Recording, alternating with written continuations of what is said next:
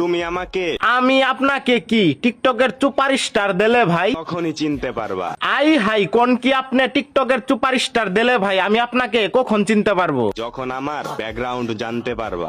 আমি আপনার ব্যাকগ্রাউন্ড জেনেছি ভাই, আপনি হলেন ময়মনসিংহের নাম্বার 1 টুকাই।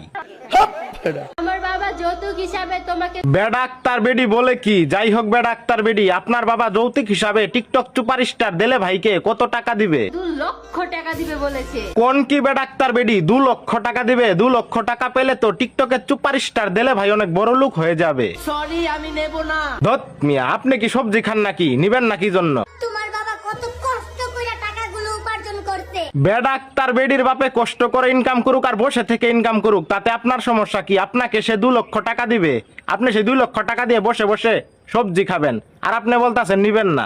এইগুলা বিশ্বাস করা যায়? একদিন আমিও তো বাবা হব, ঠিক না? ওরে সুপারস্টার দিলে ভাই বলে কি? যাই হোক দিলে ভাই টিকটকার হলেও তার মাথায় বিন্দু পরিমাণ ব্রেন হলেও আছে। এই কথাগুলা বলার পরে সে নাচতাছে কি জন্য? বুঝতে পারছি, তার মাথায় ব্রেন নাই, ব্রেনের বদলে গরুর গোবর আছে।